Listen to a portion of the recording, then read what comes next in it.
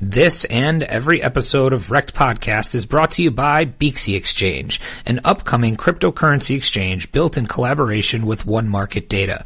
Beaksy is bringing legacy finance speed, power, and sophistication to crypto for the first time. With 225,000 transactions per second per pair, comparable to NASDAQ, 15 order types on day one, with 25 order types on full rollout, and a dedicated customer support team, Beaksy is setting itself apart from the competition. Check out Beaksy today at Beaksy.com and pre-register today at Beaksy.com/registration to get your free Beaksy Exchange tokens. That's Beaksy.com, BEAXY.com. Hi, this is Tron Black from Ravencoin, and this is REKT.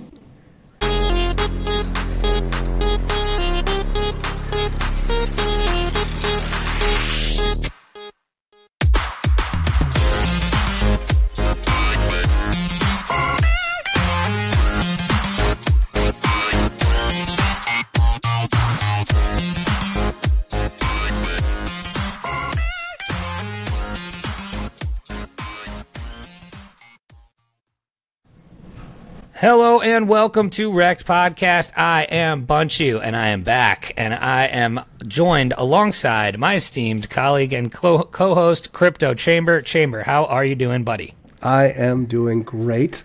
Just finished dinner, little homemade meatloaf and mashed potato with some peppercorn gravy. Oh, I am full of energy. We have a cooking show now today. Speaking of cooking shows, we've had requests for you to do more cooking videos with your I know. With your secret ingredients. My secret ingredients, yeah. Yeah, so you may have to do a couple more of those. I might have to. We have a very special guest with us today. He is an entrepreneur, a freedom advocate, crypto dev, and the lead developer for Ravencoin, Mr. Tron Black. Tron, how are you? I'm doing well. How are you guys? We are fantastic. We are celebrating today your epic the epic comeback of the Tezos versus Tezos in the REKT Madness bracket. So let's start there, because that's kind of how we got you to be joining us today. We put together, as our listeners know, the REKT Madness bracket, where we ranked we seeded all the top 64 coins out there, basically by their rank on CoinMarketCap, and we've been putting them out in Twitter polls over the last 3 weeks or so in conjunction with the March Madness tournament, and it all blew up when we had the 1 versus 16 matchup against Ripple, and It went down to the wire. There was like 3,000 votes on it, which was beaten today, but and it was Ripple versus Raven as a 16 seed, pulled the upset, and has now beaten its way through the bracket to take on Bitcoin in the final round tomorrow. And you jumped on as an advocate of our little stupid games and it united the Raven community, and I just have to say, yeah, I mean, it's impressive, man. The community you guys have is quite impressive. So what are your thoughts on our little tournament so far? So I have to give credit to the community as well. It's an amazing community. I found out about it when we upset Ripple. In fact, I'm not even sure I voted in that one. I just found out that we won, and so I might have found out about it. Anyway, it was great. It was really a lot of fun. I'm not a huge sports basketball fan, so this was far more interesting to me. And then beating Ripple was just icing. So that was fun.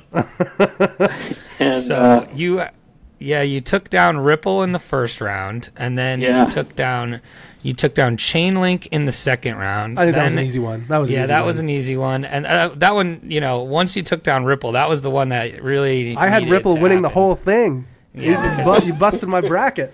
Because we thought the Ripple army would come out strong, and they did, but you guys responded. I was not taking into consideration the army that is the Raven, the Raven community. So shame on me. And then in the Sweet 16, you beat Komodo, I believe. Let me just double check, verify. Yep, we beat Komodo. And then in the Elite Eight, what was it? Oh, that was Cardano. I believe. Yeah, that was a win. That was a tough one. And then today was the one that was just absolutely bonkers. So we had... Give them the timeline of what happened this morning when we started texting each other. Well, okay, basically what was happening was Raven was winning by a considerable margin. Country mile, if you will. Yeah. And all of a sudden, our notifications just got blown up, and everybody was like, what the hell is happening?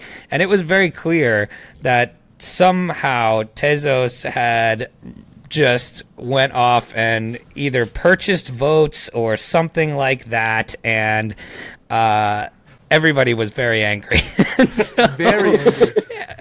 Because all of a sudden, in 30 minutes, they had 1,500 new votes. And so everybody was uproared, and including, I think you just tweeted that you went to bed. You had went to bed, and you were behind. Yeah, right? so for me, I'm in opposite time zone right now just because of vacation. But I was at a friend's house here and got in a cab, and we were winning at that point. And I'd asked those two guys that we were with to vote, and we were ahead by a little bit. It wasn't a sizable margin. And then we got back, and I'm going to bed, and all of a sudden we're down by a lot, right? The whole thing had flip-flopped, and we were down by a whole bunch of votes. And so I expected this morning to be a concession speech. And then I woke up and started reading how it was like, all right, okay, the rules are out the window, and now we stopped dribbling the ball. Now we're just, and then both sides ended up buying votes, and I was kind of proud of us for at least kind of saying that, yep, here's the votes, and we bought them. Yeah, that was pretty awesome. So I'm going to shout this guy out here. So William Graham, and his Twitter handle is @WilliamGraham. I guess that's the fourth IV. Yep. So William Graham IV came to the rescue, and he literally spent $150 to buy more votes. I couldn't believe it was happening, and and then the crowd went wild. Everybody was pouring on, and it was just a very wild finish there. So it was crazy. I was getting I think Bunch and I were both going back and forth as the REKT handle responder, and we couldn't keep up. It was crazy. And I started to realize that the vast majority of the people that were watching the polls weren't really aware of what we were doing, like, from the start. So like kind of when we started, we kind of hedged it by saying, like, hey, this is, we're putting this on as Twitter polls. This is the Wild West. Bots should be taken into consideration and all this. And I saw people like, oh, you can get an audit from Twitter to see which ones are bots. And I'm like, I don't know if you know this, but this is REKT madness. Yeah, we don't have time for that. It was pretty crazy. But yeah, so shout out Raven community. They really stepped up, and they will be taking on Bitcoin tomorrow, which will actually, by the time this comes out, we may have a champion because this will come out Tuesday. I'm going to predict right now that it's going to be Raven coin. That's I don't see how it's not at this point. That community. Community is gonna demolish Big Papa. So, but this brings us to why we have you on, because you were very supportive of us after that, and so we were like, hey, come on the podcast and talk about the upset. And since then, we've had many more upsets from Raven Coin. So, I personally, I had them losing in the round of 16. So I had them beating Ripple and beating Chainlink and then going out. And I got to be perfectly honest with you, I didn't know too much about Ravencoin before this all started. So I'm excited to have you on and to talk a little bit more about what Ravencoin actually is, how it works, how it's different from things like Bitcoin, everything like that. So before we get all into that, I do want to ask, just because I'm curious of your background and how you've gotten to be where you are today. How did you get into crypto? What was and how did you end up with working on Ravencoin? Sure. So real quick, I was an entrepreneur all my life. I've started a couple of companies, and those got sold to public companies, and I even bought one back in a leveraged buyout when they changed direction. That's what I did, and I have a computer science degree. I have an MBA, just a computer guy, and I found Bitcoin in kind of, we'll call it early 2013, kind of around almost related to the Cyprus thing, where they shut the bank's doors and said, hey, you guys are going to get a haircut, we're going to take some money from you. And I think people started talking about Bitcoin in that context of like, wait a minute, we're giving the money to the banks, this is our money, you're supposed to hold it and give us interest.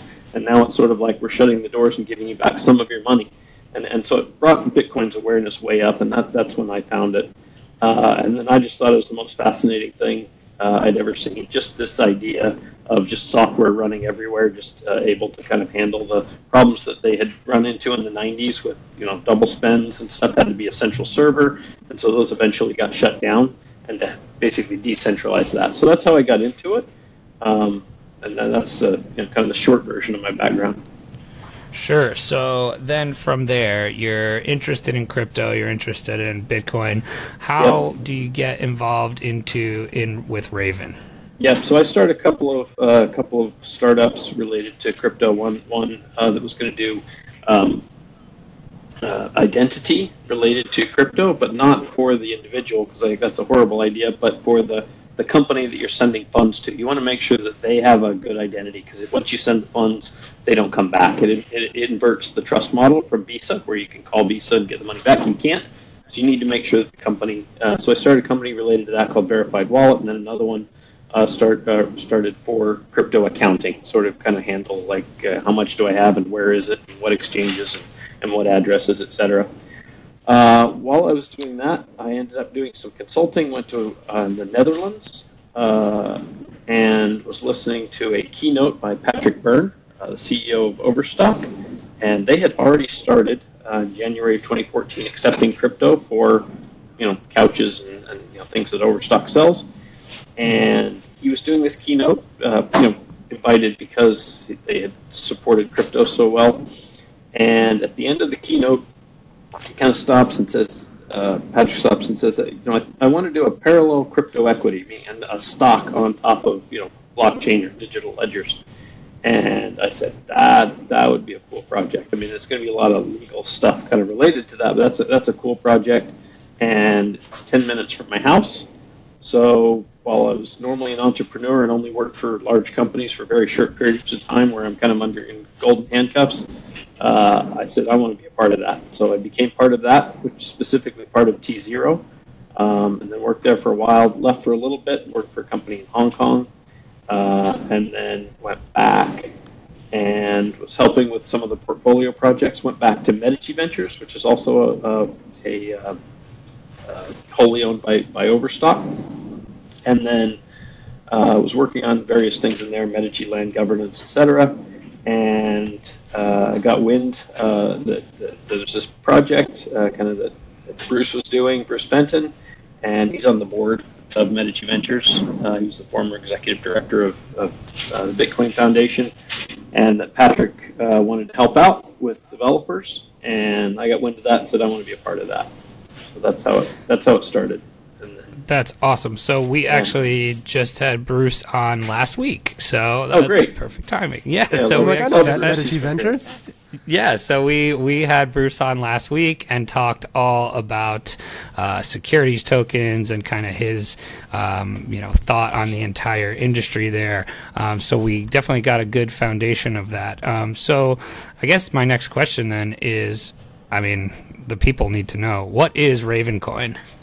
Yeah, so Ravencoin is actually the brainchild of Bruce Benton. He said, we need something that's like as secure as Bitcoin, but that tracks assets. Just like So if you're familiar with ERC20, that's what most people are using, but it's not. ERC20 is just a template or a contract on top of Ethereum. That's what most of these assets have been created on because it was kind of easy to do at the time. But because it's not purpose built for that, it's kind of clunky. And so the idea here was to take Bitcoin, kind of the secure code base, and make a coin, a token, which is Ravencoin, RVN, right? Has a trading value. But then on top of that, add the layer so you can create your own token. So you can do that now. That was launched. That feature was launched on November 5th of last year, so not that long ago. About what was it, 5 months ago, 6 months ago? And you can go sync the chain. Say I want to, and you have to have 500 Raven to do it. But you can create your own token. So you pick a name. You pick how many you want, from 1 to 21 billion. You pick whether it's divisible or not, meaning non-divisible. You have to send them in whole units, or divisible down to 8 decimal places, kind of like Bitcoin.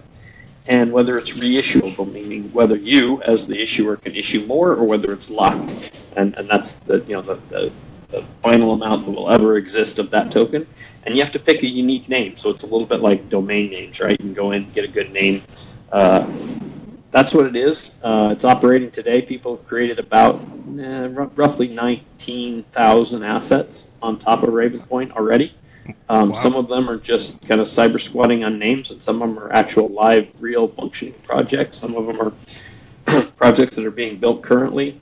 We try to keep nobody has to ask our permission to use it, but there is a list on a wiki page, Raven Wiki, that shows some of the real projects that are using it. I'm sure there's others that we're not aware of, but there are ones that we are aware of that we try to put in that list, just to say here are some real projects that are operating on top of Ravencoin.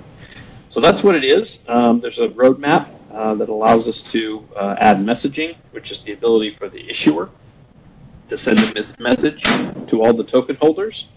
There's going to be voting, so all of the token holders, all of your token holders can vote.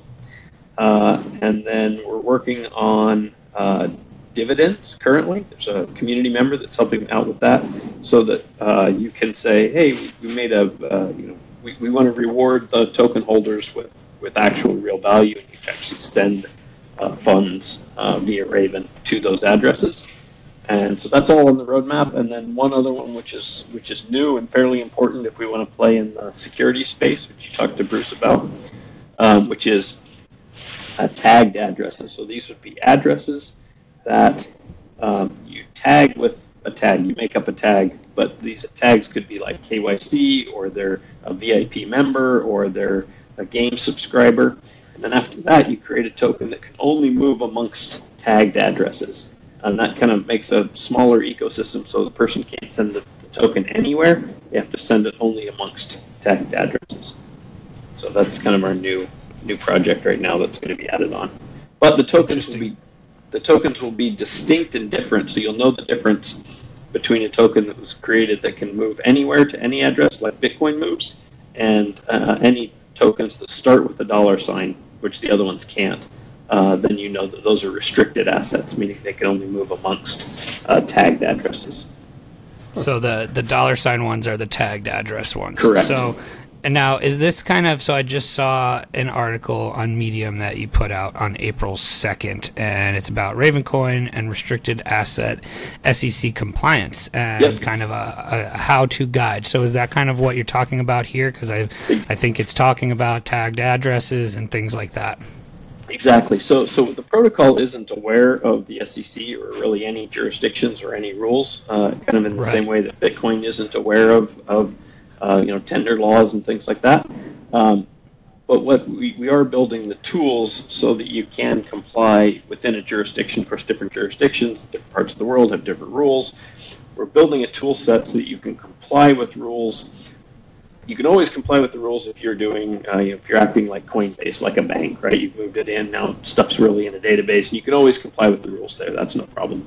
But when you're on chain, then we want a tool set so you can say, hey, this token can't move to people who aren't either accredited or that we have KYC information for, etc. And I'm always careful to say this isn't the existing stuff that's out there now has none of this awareness, and even the tool set is only aware of what you kind of create and say I'm creating a tag named KYC or named accredited, and then I've got a token that honors that tag, or I've got a tag that's subscriber, and you just name it, right? And then you tag an address with subscriber, and then you create a token that can only move amongst the addresses that are subscriber. And then the article goes kind of the next step is how do you use this tool set that's completely unaware of like rules and laws, etc., to follow some of the rules and laws that already exist in the U.S. SEC jurisdiction. Sure, and that's awesome. So we'll link that article because I think that's super interesting, especially based on what we talked about last week, Chamber, with Bruce about okay, well, how do you comply as a security, in places like the United States and things like that with some of these coins. So would this work in the sense that like I guess the coin would essentially know your KYC'd because of the tag? Is that exactly Correct. That how it works? That's exactly right. That's exactly right. So what you're doing is you're creating a coin or a token, right? So this is you issuing a token.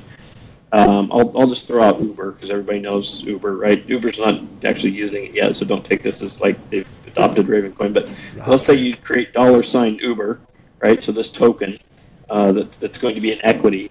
And you say the people that own this have to be KYC'd and accredited.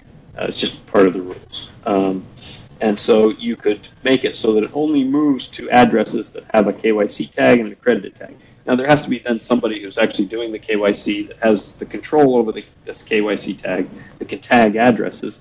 They have the person's name, obviously, isn't going to be on chain. That's going to be in a database, private database somewhere. But if anybody ever wanted to audit it, whoever was issuing this KYC or token could be audited and say, it looks like you gave out 1,000 KYC tokens. Let's see your 1,000 addresses that they belong to. Make sure you're not, baking them or something like that. And so all this can be done, kind of still private, but if a regulator needed to kind of make sure that there was compliance going on, they can do that. So it's really just a tool set. It's not really aware of the rules. So that's what the article's about, is like, how do I use this tool set to comply with rules? Actually,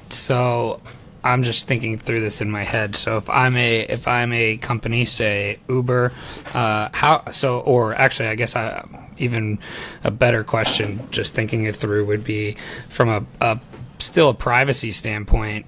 Would only the company, I guess, or the issuer would know your identity and your KYC, right? So Yep. Essentially, if Chamber was also KYC'd and I was KYC'd, I held the token, but I wanted to sell it to Chamber, he isn't seeing my information. He's just getting the transferred coin. The only person that would have the KYC would be the issuer, correct?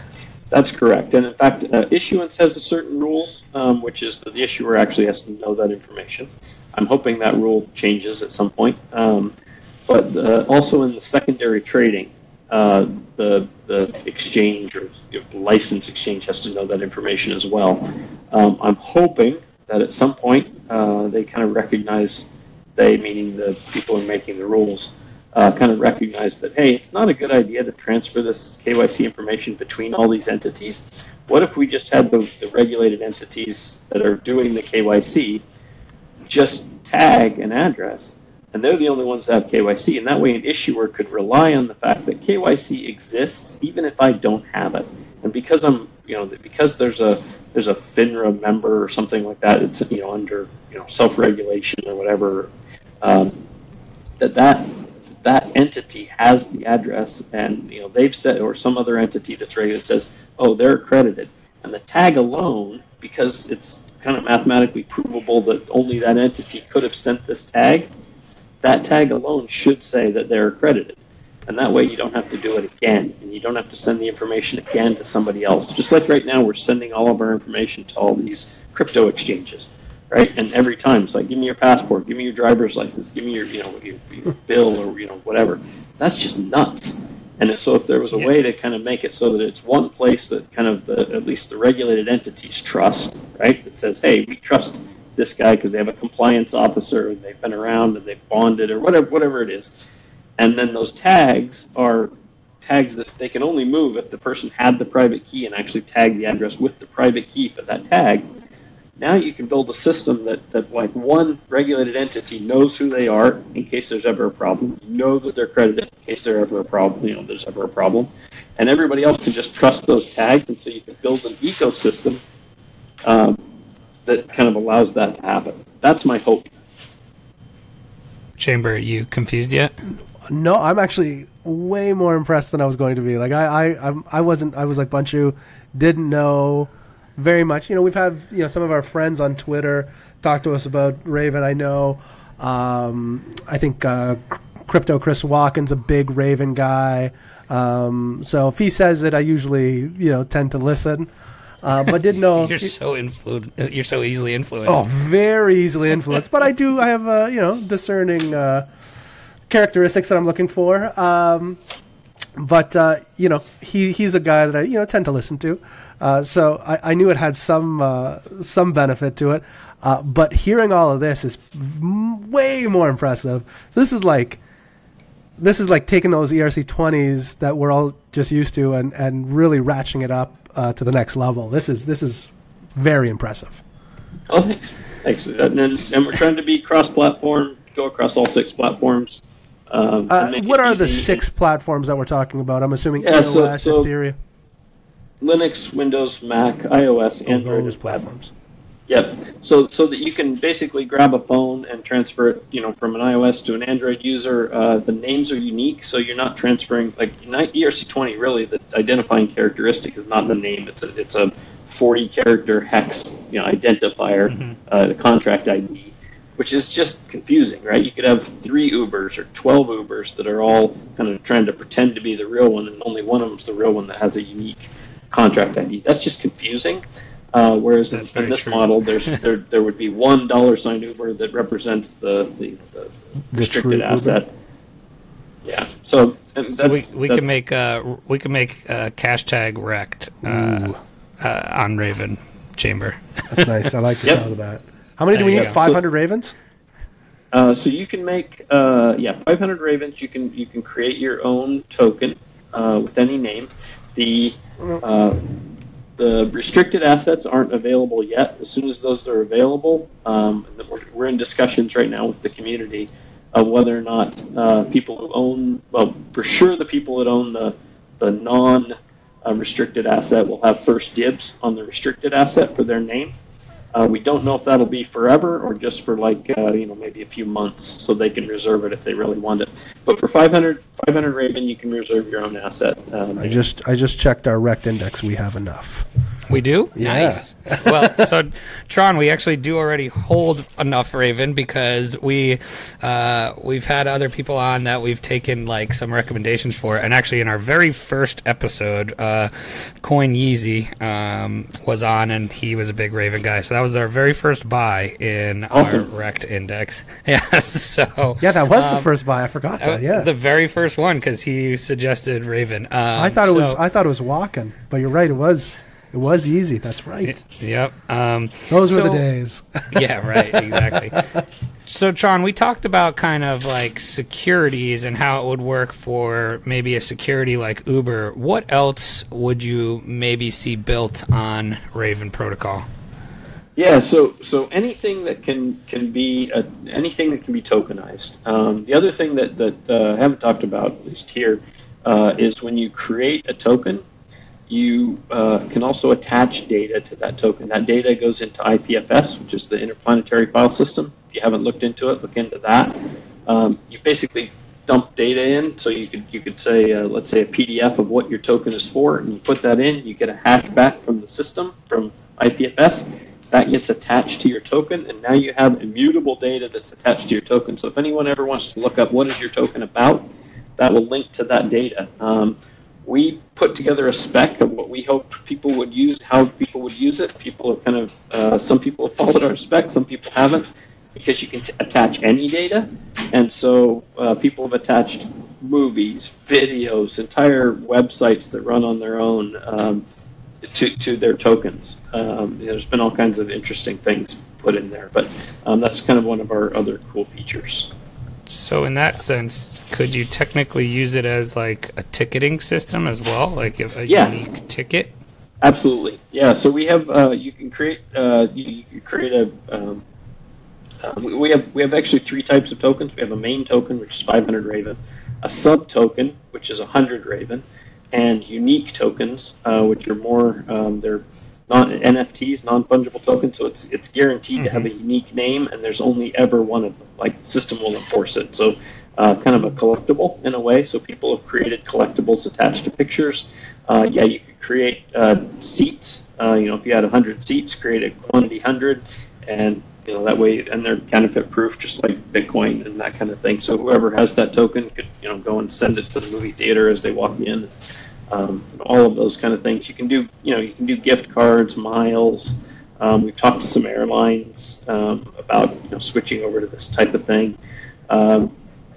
You can do all kinds of stuff, and really the idea is it's kind of now just like, what can you build now that you can create a token? So the easiest way is just to look what you can do with the RC20, because it has that capability, and then say, all right, what can we do with that capability? And then with the addition of messaging, with the addition of voting, with the addition of sending dividends to the holders, and the addition of being able to attach data, immutable data, to my token issuance, what can I do with that? And so then, we throw out ideas and things you can do with it, but it's really just a brainstorming kind of thing between community members and whatnot.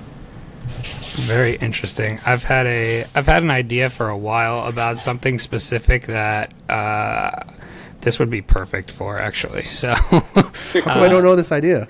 Are you older than me?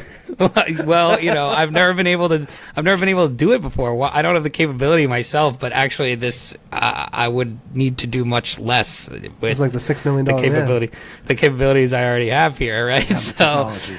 I mean, yeah, I'm looking at the ravencoin.org website, and it's talking about, project shares, which is like securities that we just talked about, virtual goods like licenses and access to service, in-game currency, physical and data assets like gold, land deeds, energy credits. That's an interesting idea. And then, like you said, gift cards, airline miles, and reward points. And then I do want to touch on this also. So, it is, I think you mentioned this before, so it is technically a fork off of the Bitcoin network, correct? Yes, the original code fork, not a chain fork, so we just took the code. We made some modifications to, we sped it up, so it's 1 minute blocks, not 10-minute blocks. We increased the issuance amount, so it's 5,000 Raven as a Coinbase instead of 50 Bitcoin originally. The halving schedule is the same as Bitcoin's on a time table, so it's 4 years. Every 4 years is a halvening, the decrease in issuance to half of what it was before. So those are the main changes. Obviously, we changed little things, like the ports and things like that, so it doesn't interact with Bitcoin at all. But the code base was Bitcoin's. And then if you're familiar with either Counterparty, Mastercoin, Open Assets, those different protocols that ran on top of Bitcoin, we kind of did something very similar, but we integrated it tightly into the code so that it's less clunky to use, right? There's not two different programs running, it's one, and that kind of thing. So. Interesting. So, and then the total coin supply here is 21 billion instead of 21 million. And then so the block reward will half as the next time Bitcoin does then. So not exactly on the same date, but the same time frame, meaning 4 years. Same year. So it's 4 years. Okay. Got it. And then a halving. So we're 1.5 ish into the 4 years. So there's still quite a bit of issuance. Got it. And then so that also means that it is proof of work, correct? Correct. That was something we also changed. We changed the mining algorithm. To be ASIC resistant. Yeah, resistant. We have we basically, if you're familiar with Dash, they did X11, which is 11 algorithms chained together. We did the same thing. We made it 16 algorithms, and then we did it so that it rotates the order of those algorithms every block, and it changes that order based on the previous block hash, which you have to have anyway to build your next block. And so every block, it's using a different order of those algorithms. And then we built mining back into the code, actually. So when people started up Raven initially, when it first launched, it just used one thread and just mined. So everybody just brought it up, and it would just mine on laptops and things like that, and create Raven. And then that worked for about maybe 3 or 4 weeks, and then the GPU guys came in, and so now it's pretty much GPU mining. Interesting. So I'm going to have to put on my GPUs to start mining some Raven. And then, as I say that, I feel Walken smacking me in the face and saying, why haven't you been doing this the whole time? Yes. And so apologies. But anyway, so that ASIC resistance type algorithm, talk a little bit about why that's so important. So for us, we think of this more like the people's coin. Like we want everybody to use it. We want anybody, the gamer, to be able to just, at night flip from game mode to mining mode, and have this thing be very well distributed and mined by everybody. And so it's just kind of just kind of a philosophy of just having it be more open to everybody getting some via mining, instead of bunch of data centers somewhere that have bought specialized hardware and then just selling the coin to people. We prefer everybody. So really decentralizing the mining aspect, as opposed to like Bitcoin, where you see Bitmain and all these other guys that are just kind of dominating that mining sphere.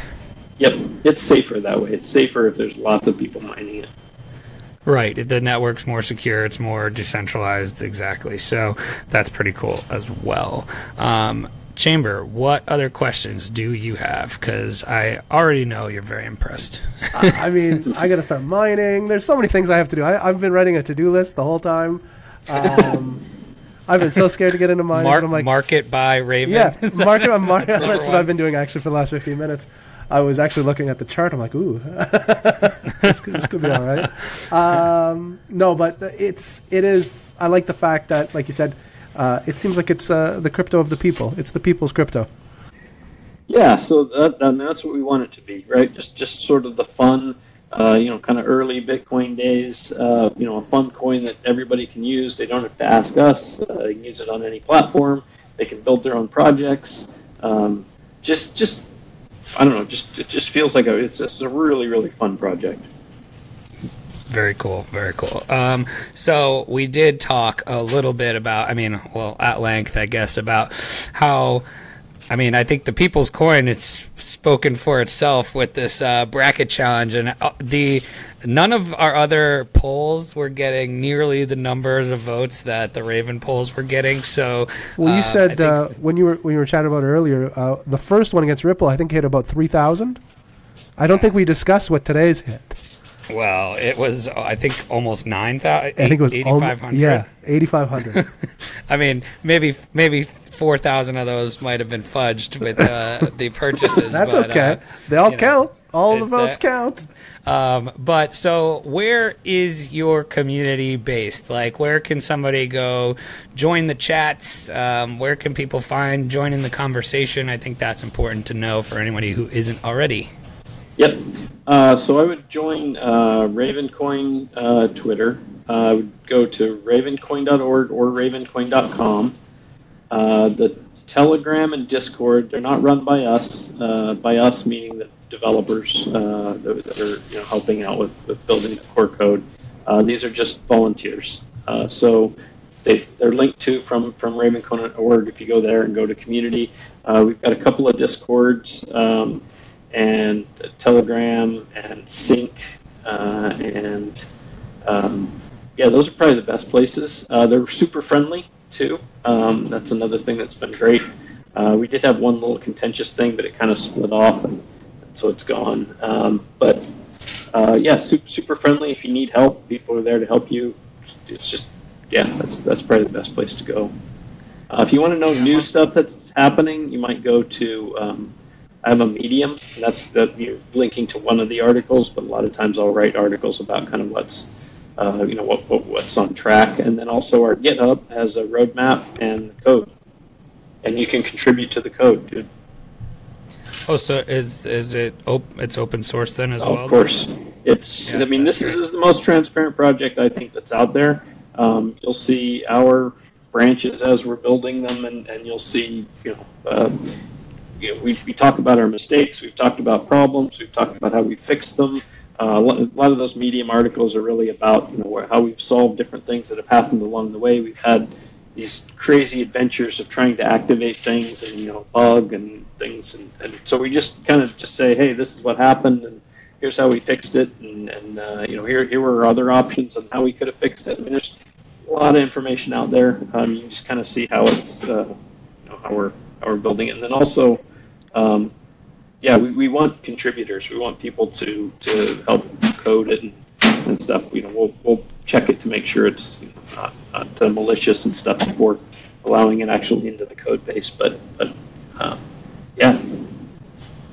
Based on this conversation, Chamber, I think you would agree.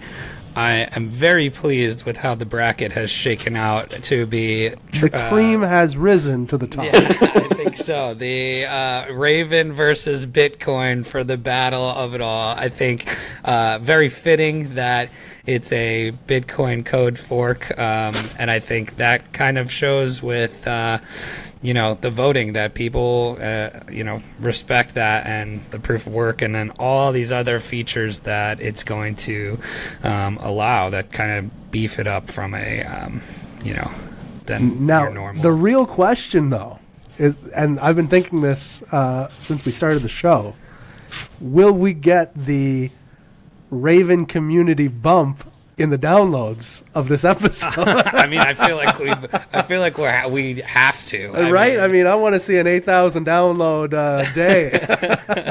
We have,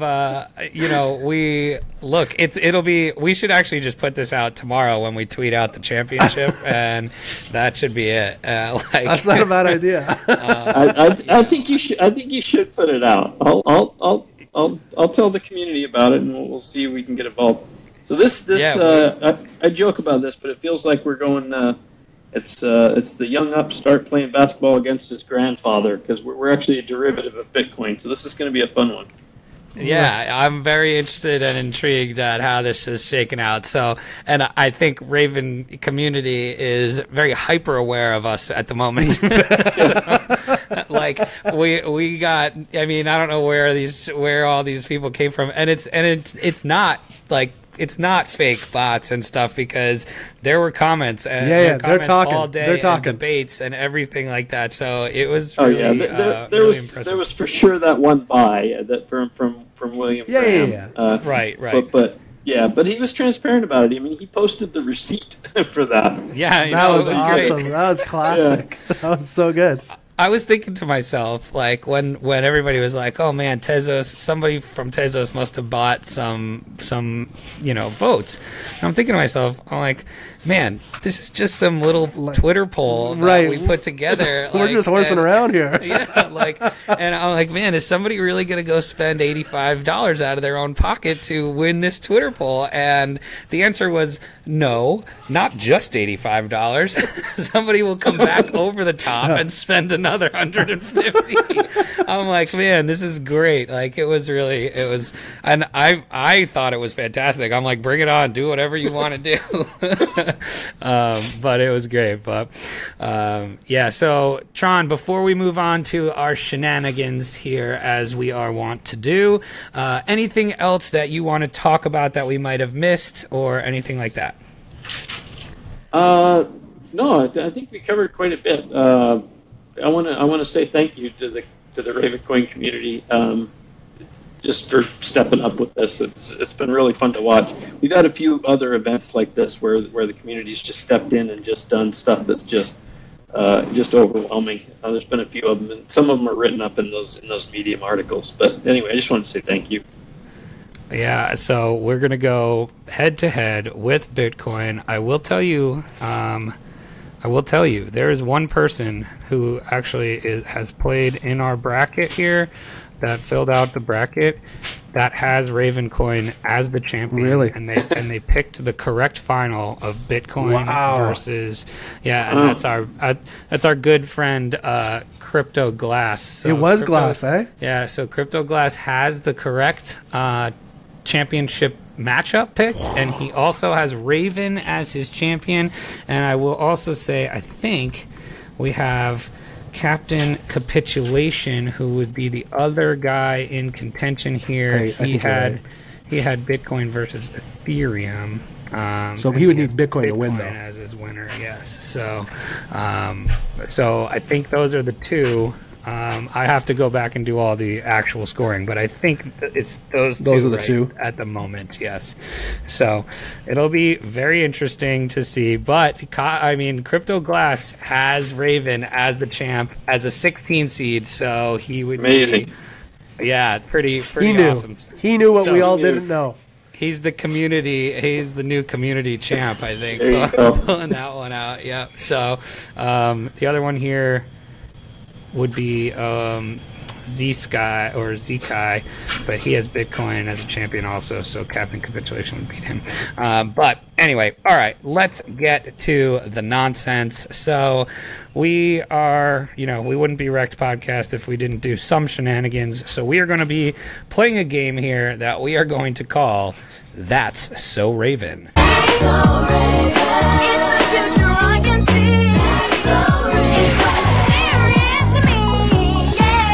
Yep, that's me. So, Tron, we are going to put you on the spot, and you are going to tell us if the name that I give you is a cast member of the Disney Channel show That's So Raven, or if it's a roster participant of the Baltimore Ravens football team. So, Chamber, you going to keep score here? I will. Okay, so you ready for this, Tron? No, but let's do it. I'm going to embarrass myself here. That's okay. We're called REKT Podcast for a reason, You won't be the first, and you won't be the last. Yes. All right. I'm going to give you the name Orlando Brown. I'm going to say Baltimore Ravens. That is actually a cast member from this show, That's So Raven. All right. Next up on the list, we are going Kyle Massey. I'm going to go Baltimore Ravens. Also a cast member of the show That's So Raven. Tron, I'm going to give you a little advice. Bunchu definitely takes the time to make sure there's not going to be a pattern to his madness. He will he will throw 10 in a row at you if he needs to. So just go with your instincts. Don't try to figure out the pattern. I'm trying to make myself ASIC resistant. You definitely are. So let's go with Jordan Coleman. I'm going to go Baltimore Ravens. That's So Raven cast member. Man. He gets me all the time. It's okay. No, wouldn't it be funny if I just didn't give any roster? I wouldn't put it past you, my friend. I wouldn't put it past you. All right, so let's go with a couple more here. Jimmy Smith. I'm going to go Baltimore Ravens. That is correct. Well done. Well done. Jimmy Smith is a Pro Bowl cornerback for the Baltimore Ravens. We got, how about this one? Rondell Sheridan. I'm going to go Baltimore Ravens again. That is a cast member from the show That's So Raven. He plays Victor Baxter. Ooh, you don't know Victor Baxter? Oh, of course, Victor Baxter. Let's go with. I'll try to throw you an easy one here. I'm not sure if it'll be Raven Simone. Baltimore Raven. Let's go with Robert Griffin III. All right, I'm going to go That's So Raven. That is a former Heisman Trophy finalist and backup quarterback on the Baltimore Ravens. I knew that one. I don't know football that well, but I had a feeling you would know. I knew RG3. Yeah, you knew RG3. All right, so I think I'm probably losing all credibility in Baltimore. Like, Yeah. I don't know if we're big in Baltimore. I'm not sure. all right. I don't know if we're big in Baltimore. We're big in Australia, if that helps. So Well, that's where I'm at. That's where I am now. there you go. I think it's like U.S., Canada, and then Australia That's it, comes yeah. in at number 3 is where in our top listens. Okay. Okay, let's do 2 more. We're gonna go with Tony Jefferson. Baltimore Ravens. Correct. He is a safety from the Baltimore Ravens. All right, we'll do. I'll give you 2 more now because I had 3 more on the list. Justin Tucker. That's so Raven. He is the place kicker. He is the one that kicks the field goals. Porter. He is a Pro Bowl kicker, probably one of the best kickers. I didn't know him. I would have got that. I would have got that one wrong too. He's the place kicker. All right, last one here. Wesley Mann. I'm gonna go Baltimore Ravens. That's so Raven. Boy. Wow. That was not easy, Tron. I gotta was tell awesome. you, man. Yeah. I did not make that easy on I've you. I'm definitely been sorry. in that turmoil before. Where We you just- played shitcoin or strain of marijuana for Chamber to national when they legalized. So, and I beat the crud out of them that day too.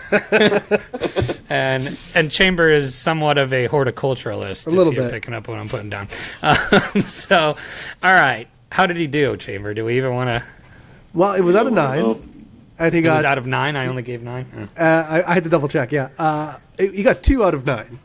Oh, Yeah, that's pretty bad. It's pretty bad. Oh, that's okay. That's okay. You just that's all right. concentrate on what you do well. You do a lot Yeah, of right. things well. Don't worry. Let us worry about the who's on the Baltimore All right. Ravens and who's on the cast of That's So Raven. that's our thing. We're big. We're big. That's so gotta- Raven fans. We do another podcast called That's So Podcast. Well, it's funny. It's funny you should say that, so Raven, because there was this thing early on where the mining algorithms, when they would switch and toggle, it would hit this set where it was like much tougher on the video card, and so people would try to tweak and tune their video cards to get like perfectly optimized, and then it would hit all these hard algorithms at once, and for whatever reason it just fried their power supply. And no. and so we said, yeah, that's so Raven was our response to. The best part also was right before we jumped on here, we were trying to decide if that's what we should name the segment. We knew what we were going to do, but we didn't know what we were going to name it. And right before that, the official Raven Twitter account had responded to one of our tweets with a "That's So Raven" GIF. So we're like, "Yep, that's it. That's awesome." Yep. But anyway, so that's going to do it for us. Just want to give you one more opportunity to let people know where they can find you or anything else you might want to add in there before we wrap up. Okay, so if you want to find me, you can. I'm on Twitter at Tron Black. More importantly, you want to find Ravencoin. So ravencoin.org and ravencoin.com, and specifically hit community and do the Discord if you want stuff organized by channels, and hit Telegram if you want a streaming, friendly, but stream of consciousness, lots and lots of stuff going on there all the time, 24/7. So that's probably the best place to start. And then Twitter at Ravencoin also to kind of keep up to date on what's going on. Awesome. We appreciate your time. We are super excited about Raven. I kind of think I'm rooting for the upset at this point. Oh, yeah, just to 100%. just to see it happen. So we are pulling for the Cinderella story of the 16 seed beating Big Daddy Bitcoin in the REKT Madness bracket. They're definitely the butler of the of this tournament. Oh, right? yeah. yeah. The mid-majors, Yeah. I think is what we would call them. So, for sure. So, anyway. But, Tron, thank you so much for your time. We really appreciate it. We appreciate the conversation and the explanation and just kind of helping raise more awareness and let people know what Ravencoin's all about. So, we really appreciate your time there. All right, well, thank you guys. Thanks for having me on. It was a pleasure. Absolutely. And until next time, Don't get wrecked, and that is financial advice.